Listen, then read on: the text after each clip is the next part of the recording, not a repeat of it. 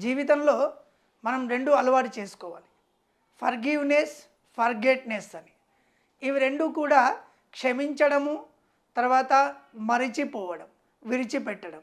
ఇవి 2 కూడా మనం చూస్తూ ఉంటే ఎవరైనా మనల్ని ఇబ్బంది పెట్టారైనా, మనకి కష్టం తెచ్చారు అనుకున్నా, మనల్ని కష్టపెట్టారు అనుకున్నా, ఆ సందర్భంలో మనం ఏం చేస్తూ ఉంటాం, మామూలుగా అయితే విడిచిపెడుతూ ఉంటాం, క్షమిస్తూ ఉంటాం, పోనీలే అని విడిచిపెడుతూ ఉంటాం. కానీ మనం ఎప్పుడూ కూడా మరిచిపోకుండా మనసులో పెట్టుకుంటాం. అది మన మనసుకు సంబంధించిన విషయం. దాన్ని విడిచిపెట్టడానికి ప్రయత్నం చేయాలి. అదే ఫర్‌గెట్‌నెస్. అలా చేసినట్టయితే మనం జీవితంలో సుఖంగా ఉంటాం. సుఖంగా ఉండడం అంటే అర్థం ఏంటి? ఏదో ఒక వ్యక్తి మనకు కష్టపెట్టాడు అనుకోండి, ఆ సందర్భంలో ఆయన చూడగానే ఆ కష్టమంతా గుర్తుకొస్తుంది. ఆ రోజంతా మనం దుఃఖంగా ఉంటాం.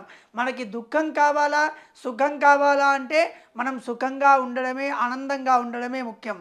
అలా ఉండాలి అంటే ఫర్‌గివ్‌నెస్ ఎలా చేస్తున్నామో ఫర్‌గెట్‌నెస్ కూడా అలా చేసే ప్రయత్నం చేయాలి.